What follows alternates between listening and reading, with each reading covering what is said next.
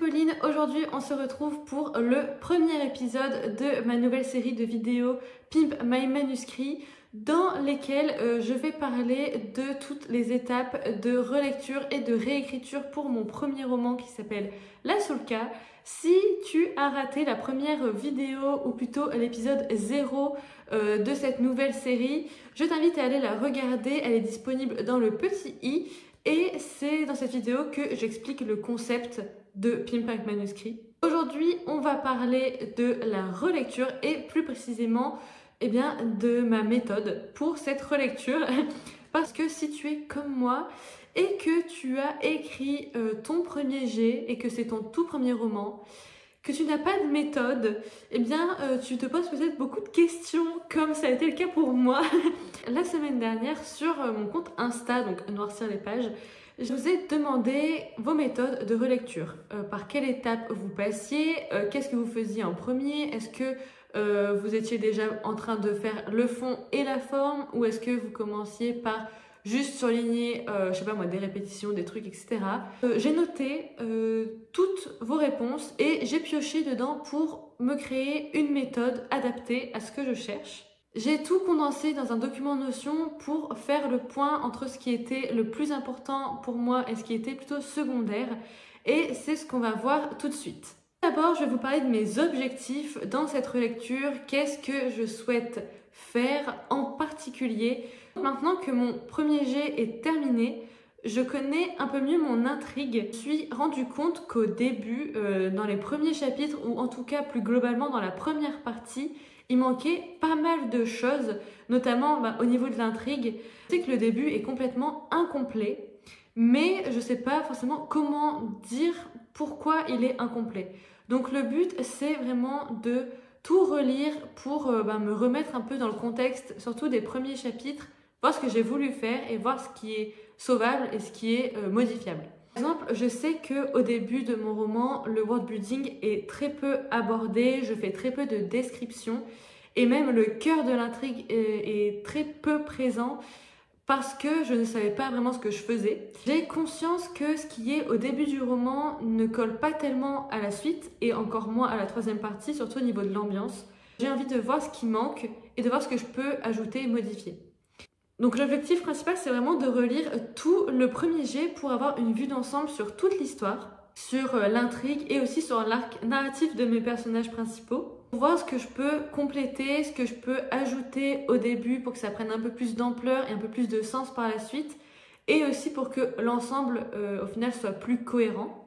Et donc pour répondre à mon objectif, il y a pas mal de petites choses à faire, de petites choses à relever. Je vais commencer par vous parler de ce que je veux faire pendant ma relecture et ensuite je vais vous parler de la méthode vu que c'est le sujet de la vidéo, donc vous dire quelles étapes je vais faire et dans quel ordre, et ensuite je vais vous parler de ce que je vais traquer dans mon texte. Donc pour commencer, ce que je veux faire principalement, l'un de mes objectifs parmi les objectifs, on va dire, c'est de vraiment me focaliser sur le fond plutôt que sur la forme.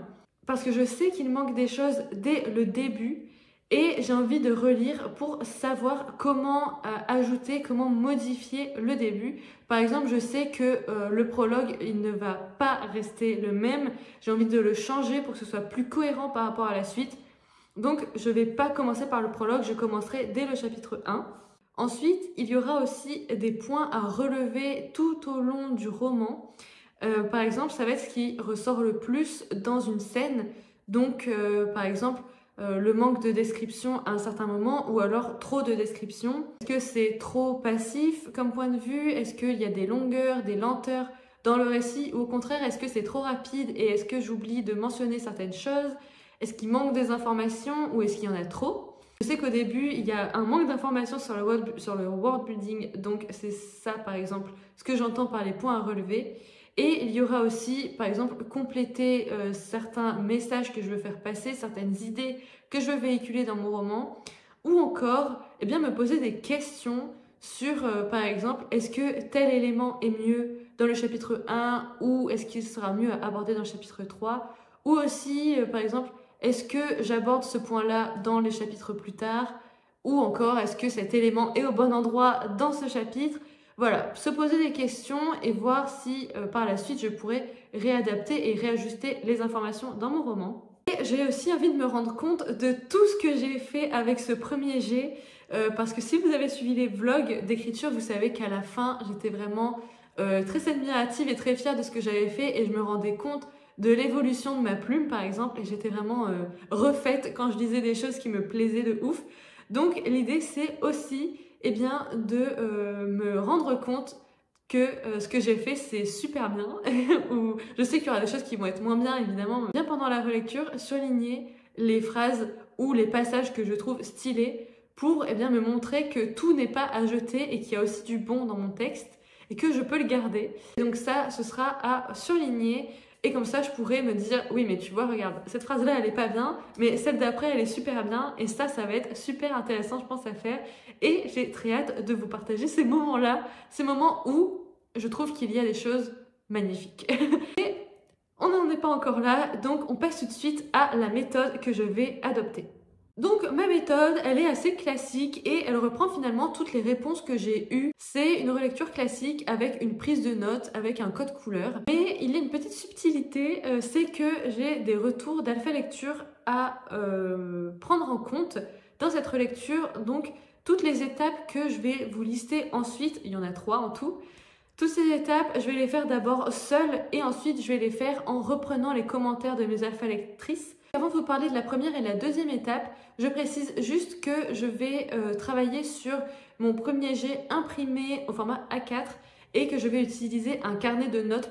Et donc pour ce faire, la première étape c'est d'annoter dans la marge directement sur le premier jet. Donc ça va être des petites modifications générales comme je vous le disais juste avant.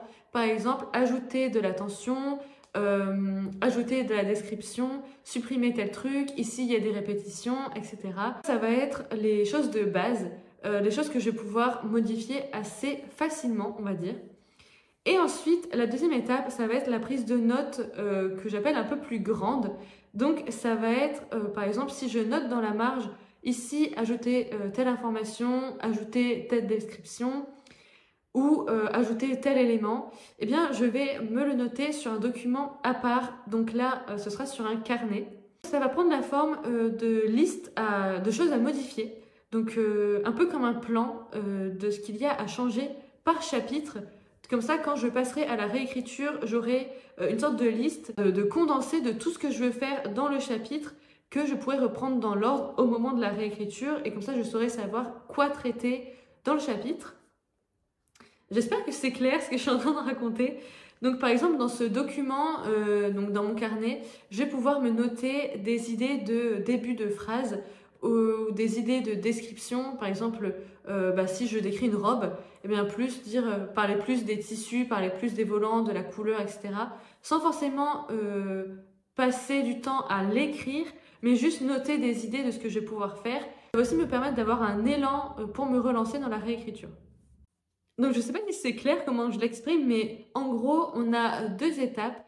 La première, c'est les annotations dans la marge qui sont assez simples, qui sont très facilement modifiables. Et il y a la deuxième étape où je note les informations et les modifications plus importantes dans un carnet que je peux un peu plus développer et comme ça, j'aurai des informations supplémentaires. La troisième étape, c'est de prendre des notes dans le logiciel Miro. Je ne sais pas si vous connaissez, mais c'est un logiciel où tu peux faire énormément de trucs, mais je m'y connais pas du tout dans ce logiciel. Donc c'est une idée qui me vient de Morgane, du compte Morgane de Livre, qui a fait ça pour sa propre relecture et réécriture et qui me tente de ouf en fait. Prend la forme d'une frise dans laquelle tu peux ajouter par chapitre ce qui se passe, donc autant au niveau des actions que des révélations. Et ça permet d'avoir ensuite une vue d'ensemble de ce qui se passe dans ton chapitre. Comme ça, quand tu reprends ta relecture ou ta réécriture plus tard, eh bien, tu sais que dans le chapitre 1, il se passe ça, dans le chapitre 3, il se passe ça. Ou même, si tu en es à ton chapitre 6 et que tu t'es arrêté au chapitre 5 la veille, tu peux dire « Ah oui, dans le chapitre 5, j'ai vu ça, etc. etc. » Et donc, c'est autant hyper utile pendant la relecture et la réécriture que plus globalement pour savoir si tes informations sont au bon endroit dans ton texte. Par exemple, si je suis arrivée au chapitre 15 et je me dis « Attends, mais cette information-là, j'ai l'impression de l'avoir déjà mis quelque part. » Je peux me référer à mon tableau Miro et me dire « Ah oui, en fait, cette information-là, elle est déjà au chapitre 5. » Donc ça va me permettre de globaliser, recondenser tout ce qui se passe dans mon roman en un tableau, en une frise plutôt, et je trouve ça hyper intelligent et super sympa. Ça permet aussi d'être vraiment plus à même de pouvoir après expliquer ce qui se passe dans son roman, et je trouve ça vraiment hyper intelligent finalement. Donc voilà pour la méthode, j'espère que c'est assez clair encore une fois. Donc en tout, il y a 4 étapes. La prise de notes dans la marge, les prises de notes sur un carnet où je développe mes intentions.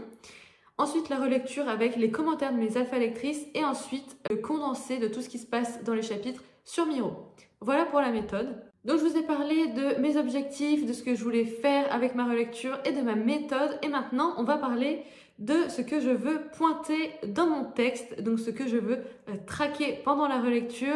Et on va commencer par le fond. Donc tout d'abord, il y a tout ce qui va être relatif au worldbuilding, donc ce qui va être tous les points de worldbuilding qui sont évoqués dans les premiers chapitres et qui ont besoin d'être plus précis ou même qui ont besoin d'exister, parce que je sais qu'il y a des choses qui ne sont peut-être pas évidentes dès la première partie, parce qu'il y a des choses dont je ne parle même pas, je crois. Donc l'idée c'est vraiment de voir ce que j'ai écrit au niveau du worldbuilding et puis le compléter et l'évoquer un peu plus. Donc trouver les endroits aussi où je pourrais caler des informations de worldbuilding. Et aussi, dans la même veine, introduire l'intrigue dès le début, parce que il y a des choses qui se passent, qui sont assez étranges dans mon intrigue, en tout cas, et il y a des choses qui arrivent un petit peu comme un cheveu sur la soupe, j'ai l'impression. J'aimerais mieux les introduire dans le début de mon texte pour savoir de quoi il s'agit, donner aussi plus d'importance à des choses que j'évoque dans mon roman, tout au long du roman d'ailleurs, mais que j'introduis jamais cet élément-là. Et ça suit tout le roman et en même temps, j'en parle pas plus comme si c'était anecdotique, alors que ça devrait être au cœur même du roman et de l'intrigue, parce que ça sert pour l'intrigue au bout d'un moment. Donc ça, je vais faire aussi très attention à ça. Un point aussi que j'ai envie de relever, c'est est-ce que le côté dark fantasy est assez présent dès le début? Parce que dans la troisième partie, oui, il est très présent, il est très palpable, mais je sais que dans la première partie, ça l'est pas trop. En fait, je vois plutôt ma première partie comme une sorte de longue introduction et il faut au contraire que je casse ce côté introductif pour plonger vraiment le lecteur directement dans l'intrigue. Et donc pour ça, il faut aussi que j'introduise mieux mes personnages. Je sais que je les introduis un petit peu, mais je sais que les descriptions physiques, par exemple, elles arrivent très tard. Et même si mes alpha lectrices m'ont dit que c'était pas gênant, moi j'ai envie de modifier ça et de les introduire un peu plus tôt. Donc je vais voir dans quel endroit du texte je peux caler ce genre d'informations. Et ensuite, voir si les émotions, l'attention et l'ambiance de la scène en question sont pertinentes, si elles suffisent, ou s'il faut les améliorer et les compléter. Et donc ça, quand je parle du fond, là, on a l'impression que je me concentre beaucoup sur la première partie, mais il y a pas mal de choses aussi que je veux voir dans la deuxième et troisième partie, donc voir si tout ce que j'ai fait avant est cohérent, voir s'il y a des choses que je peux ajouter aussi au niveau de l'intrigue dans la deuxième partie, parce qu'elle commence vraiment à se développer à ce moment-là, mais peut-être que je peux creuser un peu plus aussi le côté dark fantasy à ce moment-là. Et puis la troisième partie, je sais pas trop, parce que j'avoue que j'ai pas encore assez de recul dessus. Même si j'ai terminé mon premier jet il y a 1 mois et demi, je pense que les points à relever dans la troisième partie vont se manifester quand je vais avoir relu la première et la deuxième partie. Enfin, le dernier point qu'on va évoquer dans cette vidéo, c'est ce que je veux pointer dans mon texte au niveau de la forme, même si c'est secondaire. Parce que pour la forme, ce que je vais souligner, c'est ce qui va me sauter aux yeux. Et si ça ne me saute pas aux yeux, eh bien c'est que c'est pas important pour cette première relecture. Donc pour relever les choses qui sont relatives à la forme, je vais d'abord m'appuyer sur les retours de mes alpha lectrices.